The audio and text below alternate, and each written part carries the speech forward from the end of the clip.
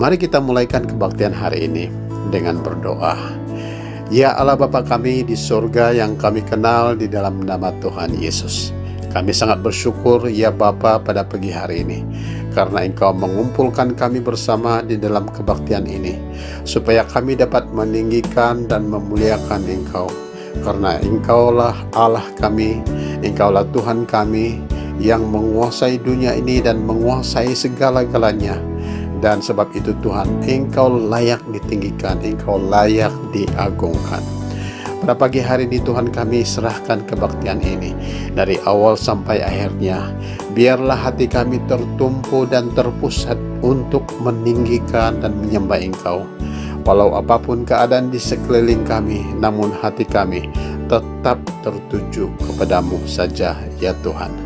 Bapa, kami izinkan firman yang kami dengar pada pagi hari ini untuk memulihkan dan mengubah kehidupan kami, supaya kami boleh menjadi anak-Mu yang setia, anak-Mu yang memuliakan Engkau.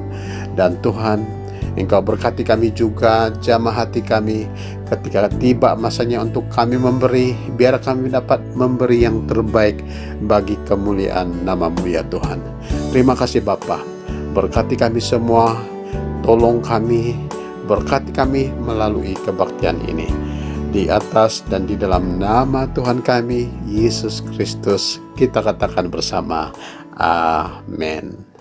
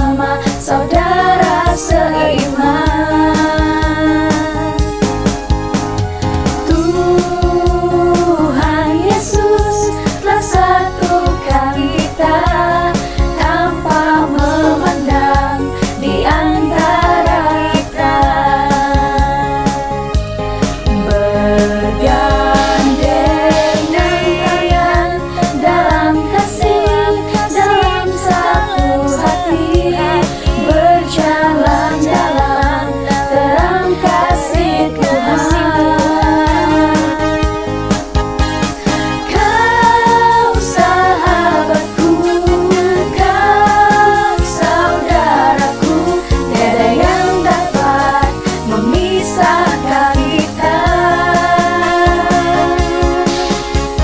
Kau sahabatku, kau saudaraku, tiada yang dapat memisahkan kita.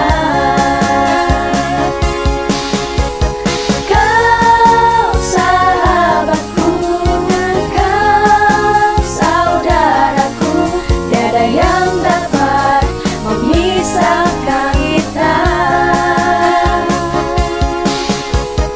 Kau sahabatku, kau saudaraku, tiada yang dapat memisahkan kita. Tiada yang dapat memisahkan kita.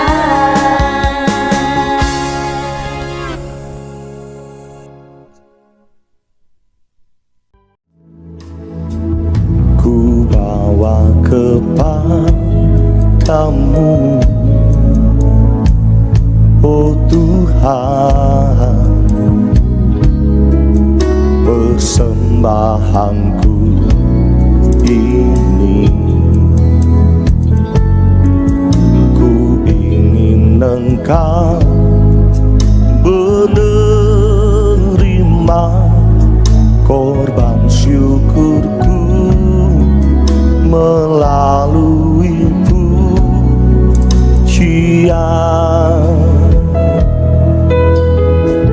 Lagi katakan, ku bawa kepadamu, ku bawa kepadamu,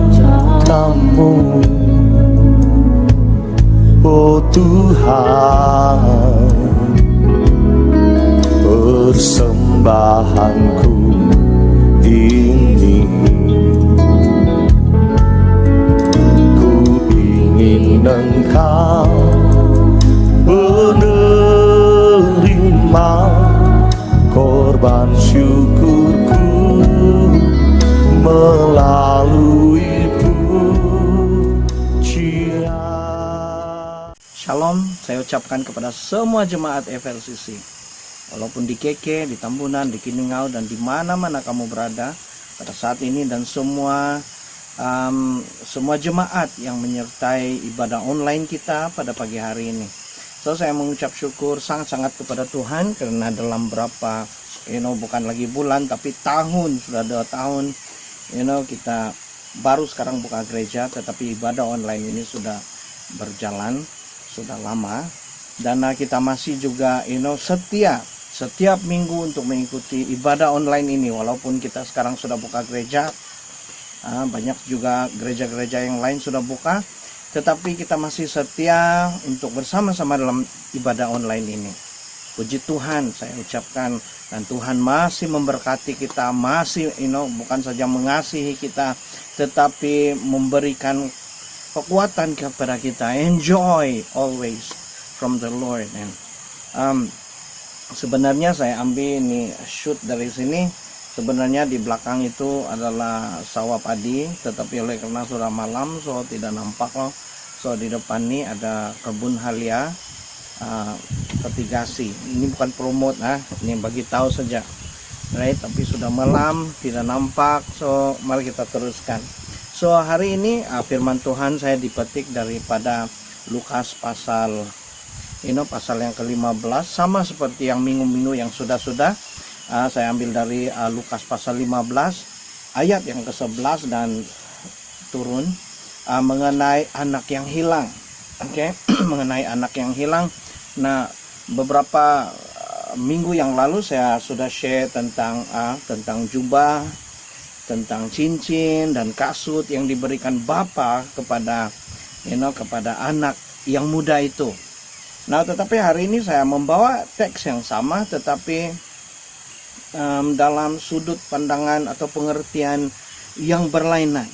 Nah, saya tahu firman Tuhan ini walaupun satu ayat, tetapi ada banyak pengertian. Satu ayat firman Tuhan ada 1001 pengertian, malah lebih banyak. Amin. Kalau ada 1 juta orang di depan, satu firman Tuhan, dia boleh memberkati 1 juta orang di dalam berlainan-lainan pengertian, tetapi semua pengertian itu memberikan makna dan hidup kepada yang pendengarnya, kepada yang penerimanya. Amin. Karena firman Tuhan ini bukan ayat teks yang kita belajar macam di sekolah. Ini maknanya ini satu, maknanya satu saja, tidak berubah. Tetapi firman Tuhan mempunyai makna, mempunyai pengertian. Bukan saja itu, Yesus katakan makanlah dagingku. Firman Tuhan ini hidup dan memberikan kehidupan. The word is God and alive. Amen. So firman Tuhan ini adalah hidup, memberi makan, memberi pengertian saja, bukan saja memberi pengertian, tetapi memberi kehidupan kepada setiap orang yang mendengarnya. Amin. Nah, mengenai anaknya hilang ini, cerita dia macam ini. Mula-mula ada satu orang tua atau satu orang laki-laki, dan dia mempunyai, dikatakan dia mempunyai dua orang anak, satu yang besar, yang tua, dan satu lagi yang muda. Nah, selepas beberapa lama, anak yang muda ini, bukan yang tua, ini anak yang muda, dia tidak mau lagi tinggal bersama-sama dengan bapak dia. Dia bilang, oh saya mau lari lah, saya tidak mau di sini lah, saya mau pergi di sana jauh. Kemudian dia jumpa bapak dia katakan, bapak bagi saya harta yang saya punya. Karena dia tahu bapak ini sudah bagi harta, bagi-bagi kepada mereka semua. So dia minta yang dia punya saja, dia tidak minta yang abang dia punya kah, yang lain-lain orang kah, apa semua. Dia minta dia punya saja. Oke juga lah dia. Kemudian selepas dia dapat itu harta, dia pun keluar. Dia keluar, dikatakan dalam firman Tuhan, dia berbelanja habis, dia berjual semua itu harta, dia belanja semua habis. Nah, kehidupan susahnya selepas habis duit, habis semua uang, kemudian datang bencana, kelaparan di negeri itu, dia tiada makanan. Dia tiada makanan, dia kata, alamak habislah saya mati. Dia coba bekerja, dia pergi masuk kandang babi, dia bekerja di tempat kandang babi di sana. Dia mau makan pun tidak dapat, mau makan babi punya makanan pun tidak akan pagi. Kemudian dia katakan, bagus lagi saya di rumah bapak. Kalau di sana pekerja kena kasih cukup gaji, cukup makanan, bukan hamba di sana, semua pun bekerja dan ada cukup gaji. Nah, hari ini kita mau lihat tentang anak yang hilang ini. Kenapa anak ini hilang? Apa penyebab yang dia lari dari bapak dia yang kaya raya? Apa penyebabnya? Nah, tajuk kita hari ini adalah perlawanan di dalam di antara roh dan jiwa. Arti dia perlawanan seorang anak Tuhan, seorang Kristen. Ada war atau peperangan atau perlawanan di dalam setiap individu. So, di dalam kisah ini kita mau melihat perlawanan di antara jiwa dan roh di dalam kehidupan kamu dan di dalam kehidupan saya. Nah, mari saya baca Lukas pasal 15 ayat yang ke-13. So, inilah teks dia yang ke-13. Nah, kenapa anak yang muda ini lari? Kenapa anak yang muda ini decided untuk pilih jalan sendiri? Saya mau lari lah, saya mau buat sendirilah, saya mau buat ini dan itu. Mesti ada rencana. So, rencana dia di sini. Pasal yang ke-15 ayat yang ke-13.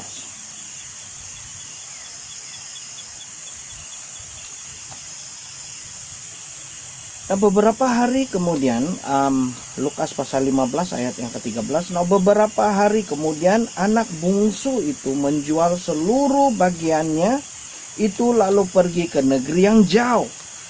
Di sana ia memboroskan harta miliknya itu dengan hidup yang berfoya-foya.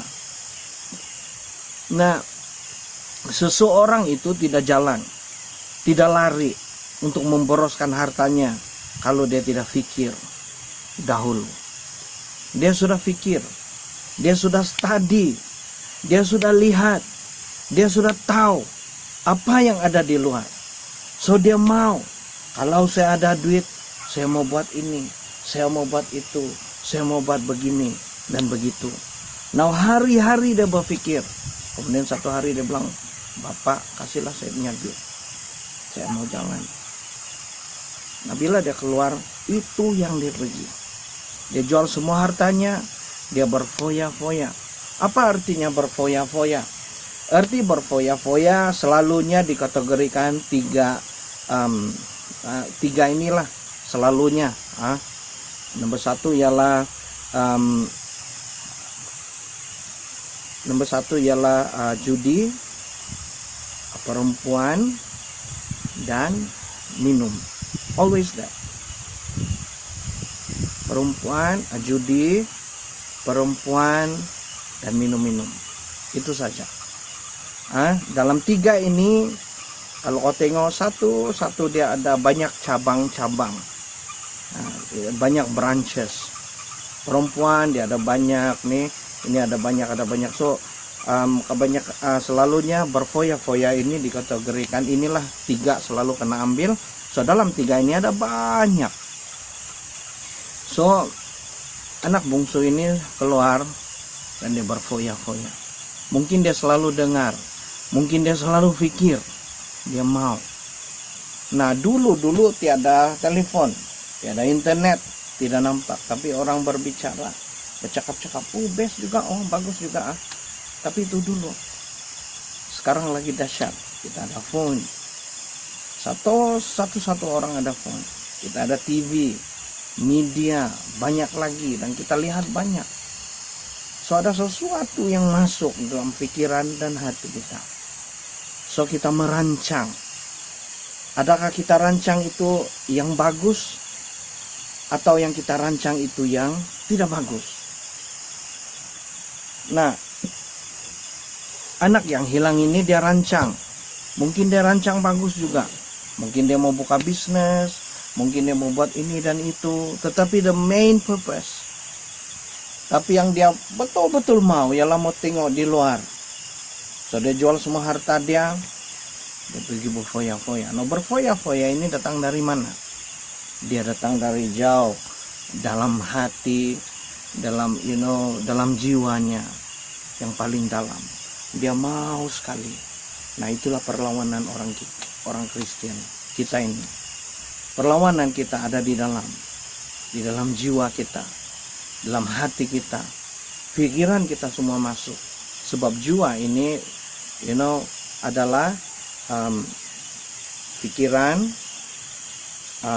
perasaan, dan emosi. Merangkumi tiga ini. So kita mau tengok hari ini tentang jiwa. Karena jiwa boleh membuatkan seorang itu naik, jiwa itu juga boleh membuatkan seorang itu turun di lembah yang paling dalam. Sangat penting jiwa. Nah, kita adalah roh, kita bukan jiwa. Kita adalah roh yang mempunyai jiwa, dan kita tinggal di dalam badan. Amin. So kita adalah, we are a spirit from the Lord. No, Adam adalah roh. Cerita dia macam ni. Satu hari Adam bukan dilahirkan, dia kena cipta. Tuhan ambil tanah, dia picit. Jadilah Adam, manusia. Bentuk macam Tuhan lah. Dia bilang mari kita buat macam kita.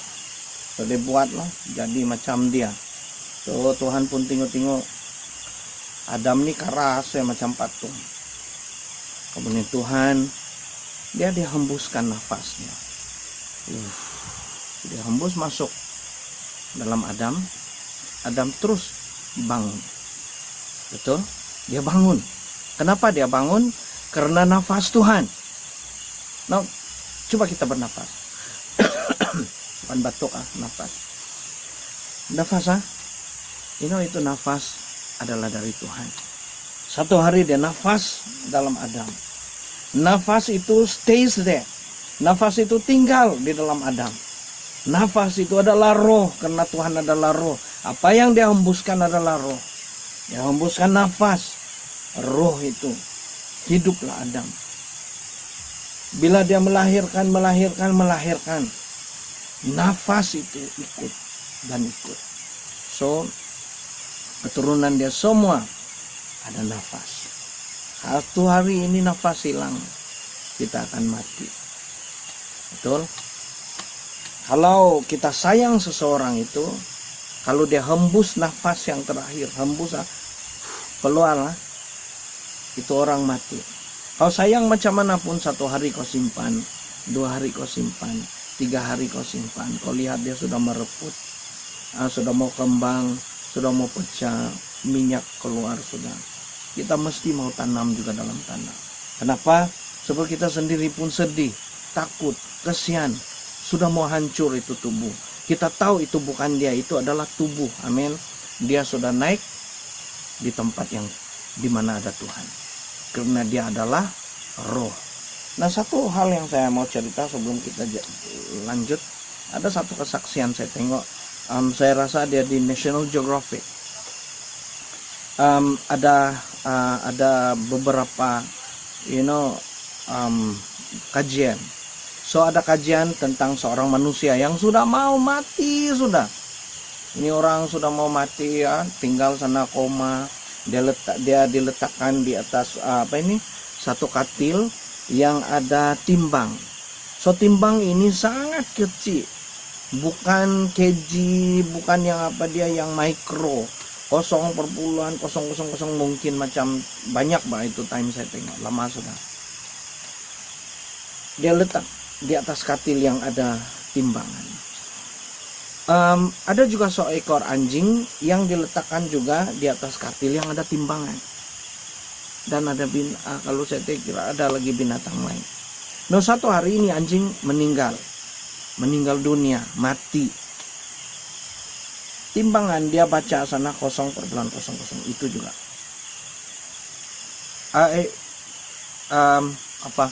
Timbangan yang di sana tuh kalau itu anjing 1 kilo juga tiada berubah. Nah, bila ini orang yang mati, hari itu dia hembus nafas terakhir, itu scale atau itu timbangan dia turun. Ada nomor yang hilang, ada nomor yang turun.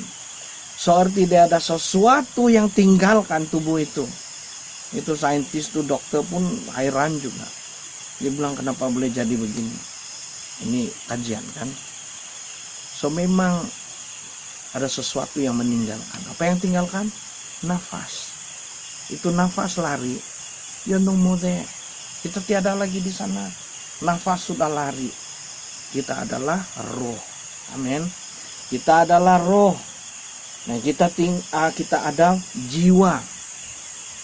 Dan kita tinggal di dalam tubuh ini. Tubuh ini tidak kuasa dia. Dia dengar saja apa yang kita cakap. Nah, satu juga perkara yang interesting yang saya dapati selama berapa tahun ini tentang jiwa. Sebab lama saya tanya nih soalan. Apa ini jiwa? Bolehkah kita rasa? Sebab kita senantiasa ada jiwa. Kalau kita cakap yang tiada jiwa macam ni rasa, dia tidak boleh. Sebab kita ada jiwa. Nah, iblis, setan dikatakan tidak ada jiwa. Nah, sebab itulah bila dia tangkap manusia, dia bilang, sell your soul to me. Kalau kita serahkan hidup kita, kalau kita ikut antuk, kita potong kita punya tangan, keluarkan darah, dan kita bilang, I sell my soul to the devil. Kita mesti cakap itu. Saya jual jiwa saya kepada setan, pada iblis. Jual. Nah, dikatakan iblis ini tiada jiwa. Dia punya badan adalah dari api. Dia tiada jiwa. Tapi satu hari saya akan tanya satu soalan cepu mas. Ini seorang student lah, fisik. Nah, dia bilang, saya dengar itu iblis tiada jiwa. Saya bilang, iyalah, tiada jiwa. Tapi manusia ini ada jiwa. Kita adalah roh, kita mempunyai jiwa, dan kita tinggal dalam tubuh. Dan dia bilang, itu jiwa apa? Nah, jiwa ini tergolong pikiran, dan perasaan dan emosi. Semua itu adalah jiwa. Kita rasa kuat, kita berpikir, kita ada emosi, itu adalah jiwa. Nah, ini pelajar tanya saya, dia bilang macam ini, kalau iblis tiada jiwa, kalau dia pikiran dia tidak sampai, emosi dan perasaan, tapi kenapa dia seorang yang tidak pernah mengalah, malah dia punya keinginan, kehendak lebih kuat daripada kita. Dia sudah bunuh 1 orang, dia mau bunuh lagi 2 orang, dia mau bunuh lagi 3 orang, dia mau semua ini, dia bilang. Nah, saya pun pikir lama, betul juga. Iblis semua dia mau. Dia mau hancurkan kita. Dia mau bunuh kamu dan dia mau bunuh saya. Nah, walaupun dia sudah tahu dia kalah, 2000 tahun yang lalu dia kalah di kayu salib, Yesus kalahkan dia dan ambil kunci maut. Tapi iblis ini tidak mau mengalah sampailah hari ini. Never give up. Iblis mana mau mengalah. Walaupun dia tahu dia sudah kalah, tapi dia masih coba, dia masih lagi mau trap kita. Tidak pernah mengalah. Dan saya rasa, apa ini jiwa? Nah, saya tanya Tuhan, saya bilang, Tuhan, kalau jiwa ini adalah pikiran, perasaan, dan emosi, nah, mengapa iblis lebih kuat? Pikiran dia, perasaan dia, dan emosi dia. Better than us human. Lebih kuat dari manusia, kamu dan saya. So, saya tanya soalan sama Tuhan. Nah, satu hari ada pikiran saya diberikan jawaban. Nah, of course, kalau soalan-soalan teologi macam ini, banyak orang yang ada orang percaya, ada orang tidak percaya sebab dia teologi, sebab dia pelajaran, pengetahuan. Banyak orang ini tidak kalau saya share apa yang saya rasa. So, kalau ada orang yang rasa dia bilang macam ni, it's up to you. Nah, jiwa ini nah, saya contohlah, isi this cup, bukan mie saya, ini gelas. Nah, isi this cup, ini adalah bekas. So, bila kita tuang kopi, dia masuk, dia ada dasar, dia jatuh di sini, kemudian dia akan penuh. Kalau dia tiada ini dasar, dia akan terus jatuh bawah. So, dia ada dasar, bila kita tuang kopi, dia akan sampai di dasar, dia akan penuh dan akan melimpah. So, whatever you pour ini, dia akan sampai di dasar, dia akan penuh. Dan kalau kamu tuang lagi, dia akan melimpah. Nah, jiwa memang dia adalah perasaan, pikiran, dan emosi. Tetapi dia adalah dasar segala sesuatu yang masuk di dalam hidup kita. Kita ada macam itu. So, bila kita kita pass exam, so itu happiness turun, dia sampai dasar, dia akan penuh. So, kita happy.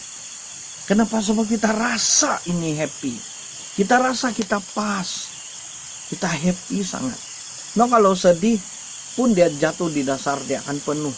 Kita rasa sungguh-sungguh, sangat rasa. So, jiwa yang kita ada ini di dalam hidup kita adalah seperti dasar. So, bila dia masuk, kita rasa. That's why we are full of emotions. Sebab tu perasaan kita kuat. Sebab tu pikiran kita sampai. Kamu tahu kan, di neraka tiada dasar. Neraka sangat gelap. Tangan sendiri pun susah mau nampak.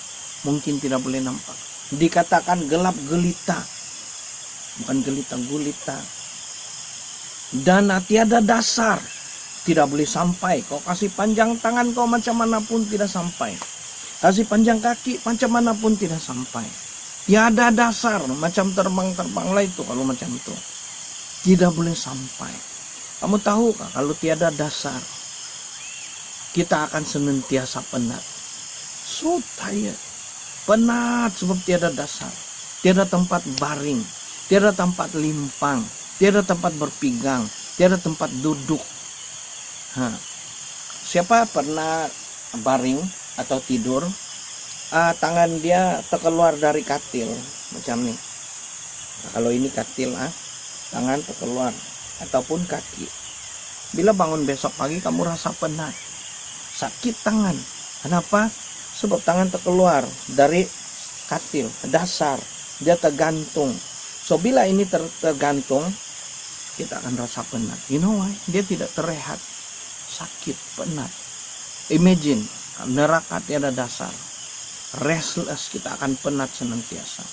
Sampai saya rasalah api dalam neraka itu pun, saya rasa dia bukan color merah sudah, saya rasa dia color hitam. Sebab gelap mah, tidak nampak, there's no even light. So semua gelap. Okay? So jiwa ini adalah dasar dari segala sesuatu yang masuk di dalam hidup kita. No, iblis ini tiada, dia tidak rasa. Masuk dia happy, tapi tambus sudah. Apa rasa kepenuhan, happy, sedih, menang, tiada. Sebab itu dia marah. Dia memang penuh dengan semua ini, marah, planning, happy, tapi tambus. Oh, tuang dia macam ini ya, tambus, tiada lubang, tembus. Pour in coffee, masuk, mana boleh minum, sebab dia tembus dalam, right, keluar. Nah, hari ini kita mau lihat tentang jiwa. Oleh karena banyak sudah introduction, sedikit sajalah apa yang kita lihat. Kita ada poin di sini, ada 3 poin. Tetapi yang kita bincang hari ini adalah itulah peperangan ataupun perlawanan orang-orang Kristen, jiwa dan roh. Amin. Nah, mari kita lihat poin yang nomor 1. Jiwa ini mementingkan diri sendiri. Like, the soul is selfish. Apa yang dia pikir semua tentang dia. Sebab dia dasar mah, semua kena mah. Semua ada di dalam. So because of that kan, dia pikir hanya untuk dia saja, untuk saya lah. Saya ada jiwa mah. So seperti anak yang hilang itu, yang anak yang bongsu, selama berapa tahun, selama lama dia pikir saya mau keluar, saya mau rasa apa yang di luar macam mana. Nah, sampailah ayat yang 13 kita baca, dia jual semua harta yang ada padanya, dia habiskan semua ini duit berfoya-foya. Ada sesuatu dalam jiwanya yang dia mau rasa. Hari itu dia rasa. Nah, tapi bila habis dia punya uang, masalah sampai. Kita adalah anak-anak Tuhan. Amin. So kita ada jiwa. So hati-hati apa yang kita lakukan selalu. Ini jiwa memang adalah yang terbaik untuk kita. Tapi kita sebagai anak Tuhan, kita harus lakukan yang terbaik. Jangan nanti jiwa ini yang hancurkan kita. Nah, keinginan jiwa ini semua untuk dia sendiri. Number 1, number 1, dia mau apa yang dia mau. Semua untuk diri sendiri, tidak untuk kita lah. tubuh ini. Tubuh ini accept saja. Kita ini adalah roh sebenarnya. Kita mempunyai itu jiwa. Nah, jiwa itu berkobar-kobar.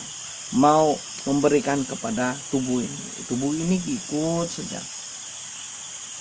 Sebab dia, kita pakai dia.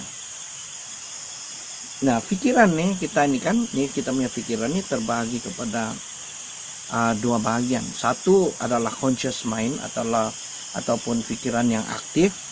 Yang satu lagi adalah subconscious mind ataupun pikiran yang tidak, yang sudah lama, yang sudah lupa, bukan aktif lagi. Yang aktif adalah seperti ini. For example, berdoalah. Ada orang yang dia buka mulutnya dia berdoa. Tuhan saya akan, cantik doa dia. Tersusun, halus, betul-betul bagus. Nah, kalau kita sudah menjadi orang Kristen lama, kita berdoa cantik. Bila orang dengar, wih pandai dia berdoa. You know why? Sebab kita hari-hari doa. Dia sudah menjadi pikiran yang aktif. Hari-hari kita pikir. Hari-hari kita cakap. Nah, orang yang bercakap banyak pun macam itu juga. Hari-hari dia bercakap. So, bila dia buka mulut dia cakap banyak. Tidak boleh stop kadang-kadang. Nah, itu adalah pikiran yang aktif, yang tersedia di depan. Kita tahu apa yang mau cakap. Nah, yang subconscious mind ini adalah yang separuh sadar nih, yang dulu-dulu punya. Ada tersimpan, tidak hilang, tetapi dia file yang paling belakang. Tidak boleh jumpa. Kalau tidak kena cari. Amin. Nah, pikiran kita ini dia begini. Kita pikir, ini pikiran hanya boleh dipikir. Ingat-ingat saja. Sebenarnya tidak. Pikiran boleh ada rasa. You can taste it. Manis, pahit, masin. Dia percaya dia boleh dihidu, ada bau, wangi kah, wangi daun kah. Mari saya bagi tahu kita tentang memori. Satu hari kita duduk, angin lalu tiup di sini, kemudian kita terhidu sesuatu. Kita bilang, saya pernah hidu nih, yang dulu 20 tahun lalu. Dia punya bau pun sama. Memories. Kamu dapat hidu wangi dia. Boleh rasa masin dia, manis dia, dan apa-apa lagi. Nah, sebab itu pikiran yang dari dalam hati, jauh dalam, boleh menyerang dan boleh menjadi sangat bahaya. Kenapa? Sebab kita boleh rasa, bukan saja kita boleh ingat. Kalau yang marah itu pun ada juga. Hati pun pandai mau, ada macam kena sakit. Boleh cium itu bau dia lagi. Kita marah. Nah, dari dalam jiwa itu dia boleh menyerang dan boleh membuatkan sesuatu perkara terjadi. Sebab itu ada pembunuhan. Sebab itu ada orang bunuh diri. Sebab kenapa? Sebab itu ada di dalam. Dia sudah kalah di dalam. Saya terjun. Itu jiwa dia tuh. Perasaan dia mau terjun. Bila dia terjun, ini tangan tidak pula pegang besi. Jangan bos, tiada. Kenapa? Sebab this body is not in control. Ini ikut saja. Yang jalan adalah yang di dalam. Amin. Dan so kita harus menjaga diri kita. Ada peperangan itu di dalam orang Kristen. Jiwa dan roh. Amin. Kitalah itu roh. Jiwa pun kita ada itu jiwa. Dialah rasa segala sesuatu. So kita harus berkuasa atas dia, atas jiwa kita sendiri. Itu adalah kita sendiri. Pikiran kita, perasaan kita, emosi kita. Itu jiwa. So kita harus berkuasa di atasnya. Dia boleh dia boleh menyebabkan kejatuhan seseorang. Dia juga boleh menyebabkan seorang yang akan kena naik. Amin. Nah, itulah sebabnya ia boleh menyebabkan ketakutan yang dahsyat jika dia menyerang.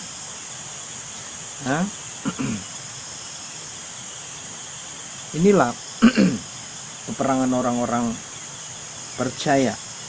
Sebab itulah banyak orang yang percaya, banyak orang Kristen sepertinya tinggal di kandang babi, walaupun dia tinggal di bangalo. Ada orang kaya, bapak mama dia kaya, dia sendiri kaya, dia keluarga dia bagus, bahagia, tetapi dia macam tinggal di kandang babi. Kenapa? Sebab dia kalah di dalam. Amin. So kita adalah anak-anak Tuhan yang senantiasa senantiasa kuat sepatutnya. Jiwa boleh memegang, menjadi stronghold semua yang pikiran-pikiran. Kita sudah 34 menit. Nah, kita pergi yang kedua. Yang pertama adalah jiwa mementingkan diri sendiri. Yang kedua, jiwa mesti tunduk kepada roh. Amin. Kita mesti pegang ini jiwa. Kita mesti berkuasa di atasnya. Mari saya bawa kita semua pergi Roma pasal yang ke-9 ayat yang ke-12. Oke. Roma pasal yang ke-9 ayat yang ke-12. Di sini kan dikatakan begini. Dikatakan kepada Ribka. Nah, anak yang tua akan menjadi hamba kepada anak yang muda. Anak yang tua akan menjadi hamba kepada anak yang muda.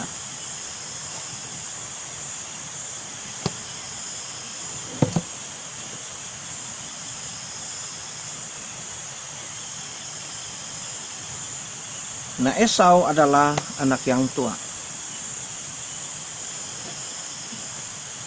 Dan dia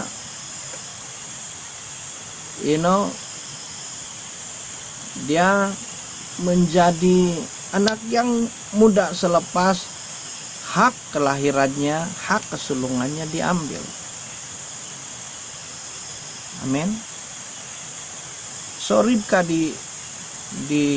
diberitahu awal bahwa anak yang muda, anak yang tua akan menjadi hamba kepada anak yang muda. Anak yang tua akan menjadi hamba kepada anak yang muda. Cerita dia begini. Saya sudah hidup selama 30 tahun lah. Kalau saya hidup 30 tahun, kemudian pada 30 tahun ini saya terima Tuhan. Dalam 30 tahun ini saya lakukan segala sesuatu yang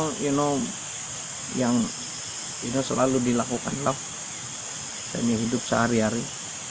Pada tahun yang ke-30 saya terima Yesus. So Yesus katakan siapa yang dilahirkan, siapa yang terima Yesus menjadi lahir kembali jika kamu lahir dalam roh. So jadi kiraan yang pertama, roh bangkit. Amin. So kita menjadi hidup baru, lahir baru. Now yang ini kita sekarang sudah 35 tahun umur. Ini roh atau hidup kembali atau orang Kristen ini sudah 5 tahun. Ini 30 tahun. So ini 30 tahun bilang kamu baru 5 tahun. Saya mana mau dengar kau. Patut kau dengar saya. Sebab saya lebih tua daripada kau. Baru 5 tahun mipa pandai sudah. So ini hidup yang baru ini, mau hidup baru bersama Kristus. Tapi hidup lama kita ini tidak mau menyerah. Dia lawan. Dia bilang saya hidup lebih lama. Saya hidup 30 tahun. Kau baru.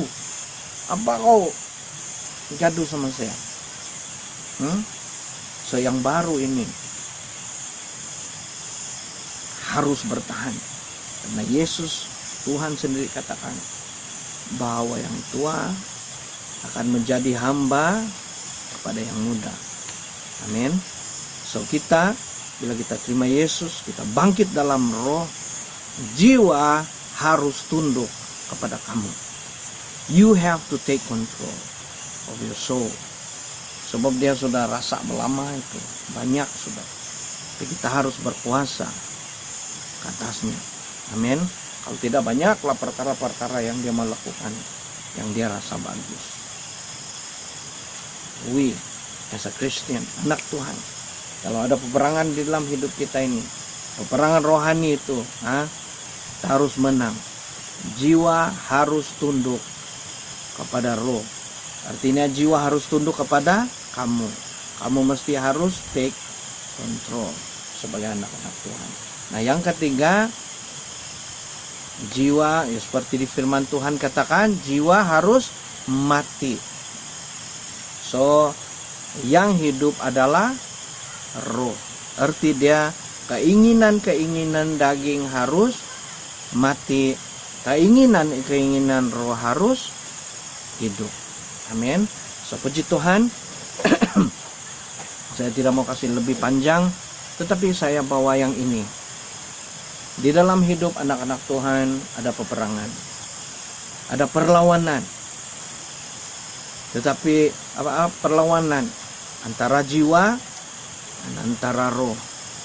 Tapi Yesus katakan, firman Yesus itu adalah lebih tajam daripada pedang yang bermata dua, yang boleh memisahkan jiwa dan roh.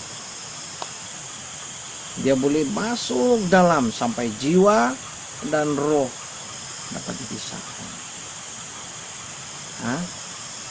Dan firman Tuhan ini juga boleh memisahkan yang pikiran kita yang tidak baik kepada pikiran Kristus.